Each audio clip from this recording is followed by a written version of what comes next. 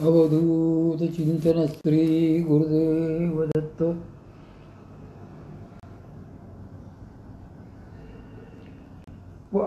माझ्या सर्व साधक बंधू भगिनींनो, आज आपण वामनविलास प्रकाशन द्वारा प्रस्तुत झालेले व परमपूज्य शकुंतलाताई आपटे लिखित तरी वा ऐसे करी या पुस्तकाचे वाचन करीत आहोत. काल आपण नित्य नैमित्तिक चुकवू नये ते पाहिलं. आज उद्धवाची परीक्षा.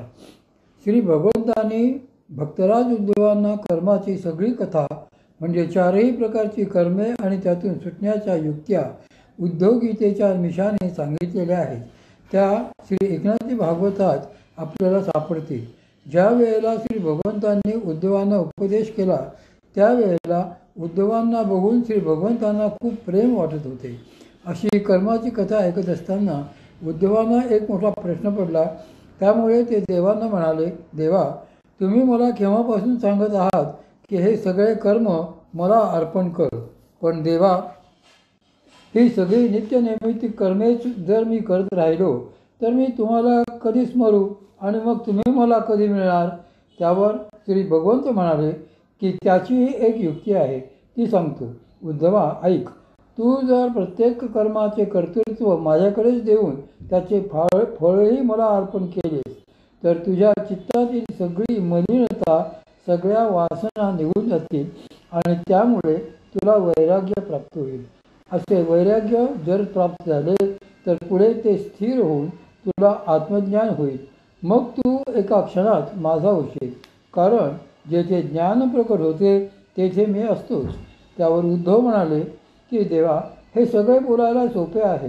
तुम्ही एका वाक्यात मला जे सांगितले ते सगळे ज्ञान मला शब्दांनी कळले, पण पुढे काय? श्री भगवंत म्हणाले, पुढे काही नाही. तू तर ज्ञानी झालास. उद्धवा, केवढा ज्ञानी झालास तू? त्यावर उद्धव म्हणाले, देवा, तुम्हाला खरेच असे वाटत आहे का की मी ज्ञानी झालो आहे म्हणून? तर श्री भगवंत म्हणाले, होय रे होय, तू माझा लाडका भक्त आहेस. मग तुला ज्ञानी केल्याशिवाय मी कसा राहीन? तुला आत्तापर्यंत जे काही सांगितले ते सारे कशासाठी? तर फक्त तुला ज्ञान व्हावे म्हणूनच ना. आता लक्षात घ्या की समजा देवांनी जर असे म्हटले की तुम्ही ज्ञानी झालात तर आपल्याला काय वाटेल? आपल्याला केवढा आनंद होईल. अरे, देव आपल्याला ज्ञानी श्रेष्ठ म्हणत आहे. तसे उद्धवांचे झाले. ते इतके खुश झाले की ज्याचे नाव ते. वा वा वा, यासारखे माझे दुसरे भाग्य नाही असे त्यांना वाटायला लागले आणि त्याच आनंदात ते आपल्या घरी गेले. युक्ती महत्त्वाची. घरी गेल्यानंतर उद्धवांनी आपल्या बायकोला सांगितले की ऐकलेस का, आज मला देव म्हणाले की तू मोठा ज्ञानी झाला आहे. त्यावर त्यांची बायको म्हणाली की असाल तुम्ही मोठे ज्ञानी, पण सकाळी मी तुम्हाला जी कामे सांगितली होती ती केली का नाही? का नुसते आपले श्री भगवंतापाशी जाऊन बसलात? घरातले सगळे कोण करणार?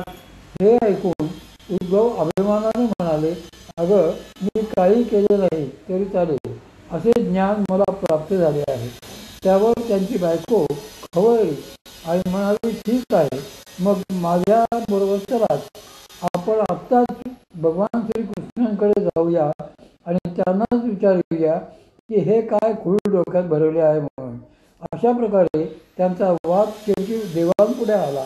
हे ज्ञानाचे खूळ आपण यांच्या डोक्यात भरवल्यापासून हे घरात काहीही लक्ष देण्याचे झाले आहे. हेच तुमचे ज्ञान आहे का श्रीकृष्णा?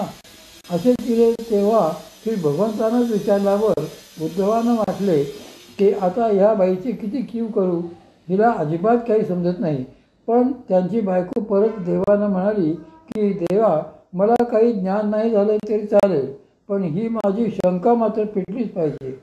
तिचे सारे म्हणणे ऐकून श्री भगवंतांनी उद्धवांना विचारले की काय झाले उद्धवा, तुला एवढे ज्ञान दिले आणि तरीसुद्धा तुला अजून काही समजले नाही? त्यावर उद्धव नवलाने म्हणाले, पण मला तर सगळे समजले. ते ऐकून श्री भगवंतांनी विचारले, होय, मग ही तुझी बायको का भांडते आहे अशी? अरे, जे ज्ञान तुला मी दिले ते नीट योग्य रीतीने वापरायलाही नको का? ते जर का तसे प्रत्यक्षात वापरायला जमत नसेल तर मग त्या ज्ञानाचा उपयोग तरी काय? हे ऐकल्याबरोबर उद्धव म्हणाले, देवा म्हणजे बॅक टू स्क्वेअर वन, मी कुठे आहे? तर जिथे होतो तिथेच आहे. तुम्ही जे ज्ञान सांगितले ते वाया गेले सगळे, कारण ते कसे वापरायचे हे तर तुम्ही सांगितलेच नाही. त्यावर भगवान श्रीकृष्ण हसून म्हणाले, अरे तू तरी कुठे विचारलेस? तू विचारेपर्यंत मी गप्प बसलो आहे. बाबा रे, नुसते ज्ञान होऊन चालत नसते, नुसते मला कर्मे करायची आहेत असे म्हणूनही चालत नसते, तर शास्त्र जाणून ती कुठे ना कुठेतरी प्रसंगाने करावी लागतातच आणि त्याप्रमाणे वागावेही लागतेच. म्हणजे कर्मे चुकवता येत नाहीत आणि केवळ युक्तीनेच त्यातून अलिप्तता साधायची असते, हे तू लक्षात ठेव. हांसची गोष्ट सांगायचा मुद्दा फक्त एवढाच आहे की आपल्याला आपले एकही कर्म चुकवता येत नसते. आमच्या ओळखीचा हांस नावाचा एक जर्मन मुलगा होता. त्याला परमपूज्य श्री मामांकडून दीक्षा झाली. त्यानंतर एकदा तो माऊलीत येऊन बसला आणि परमपूज्य श्री मामानं म्हणाला की मामा, मला दीक्षा झाली आहे. ते म्हणाले, बरे मग?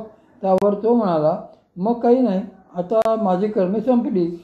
ते ऐकून परमपूज्य श्री मामा म्हणाले, असे म्हणजे तू कर्मामधून सुटलास का? तर हंस म्हणाला, हो, आणि म्हणून मी आता येथेच बसणार आहे. मरेपर्यंत येथे माऊलीतच बसणार आहे. येथून अजिबात हलणार नाही. त्यावर परमपूज्य श्री मामा हसून म्हणाले, असं, बरे बस तू. तो आपला बसला. तासभर त्याची चांगली साधना झाली. मग त्याला वाटू लागले की परमपूज्य श्री मामा आता आपल्याला म्हणतील, चल जेवायला, कारण त्याला कडकडून भूक लागलेली होती. पण मामाही तितकेच खमके होते. ते मला म्हणाले, चल व पोरीवरती जेवायला चल. मी म्हणाले, अहो त्या हंसचे काय? तर ते म्हणाले, त्याला बसू दे तिकडे, त्याची कर्मे संपली आहेत ना. ते ऐकून मी मनात म्हटले की अरे देवा, आज या प्राण्याचे काही खरे नाही. झाले. आम्ही वरती काकूंकडे गेलो, जेवलो, गप्पा टप्पा झाल्या. हंस खाली बसून सगळं ऐकत होता. इतरांचे सर्व व्यवहार नेहमीप्रमाणे चालले होते, पण त्याला कोणीही तेथून उठ असे म्हणत नव्हता. खुबी कळली पाहिजे. तो संध्याकाळपर्यंत नाईलाजाने तसाच बसला. संध्याकाळी 5 वाजता मात्र न राहून तो मला म्हणाला, शुक शुक इकडे ये. म्हणून मी त्याच्यापाशी गेले आणि त्याला विचारले, काय रे, काय झाले? तर तो म्हणाला, अगं मी येथे बसलो आहे खरा, पण हॉस्टेलवर सर्वजण माझी वाट बघत असतील ना. त्यावर मी म्हणाले, अरे पण तुझी कर्मे संपली आहेत ना, मग आता कोण वाट बघणार? आणि बघितली तरी बघू देत, तुझी कर्मे तर संपलेली आहेत. त्यामुळे तुला आता कोणाचे काही देणे घेणे राहिलेले नाही. परमपूज्य श्री मामांनी आधीच वर असताना त्याला काय उत्तर द्यायचे हे सर्व मला पडवून ठेवले होते. त्यामुळे मी देखील त्याला तसेच उत्तर दिले. ते ऐकून तो 2 मिनिटे गप्पच बसला आणि मग म्हणाला, कर्मे काही अशी संपायची नाहीत असे वाटते. मी उठतो, कारण मला परत गेलेच पाहिजे. आणि मग तो उठून परमपूज्य श्री मामांच्या समोर आला. तो समोर आल्याबरोबर परमपूज्य श्री मामा त्याला म्हणाले, तुला तेथून कुणी उठवले माहीत आहे का? तुझ्या कर्मानेच तुला उठवले. तू कितीही जरी प्रयत्न केलास तरी ती कर्मे काही तुला चुकवता येणार नाहीत, हे लक्षात ठेव.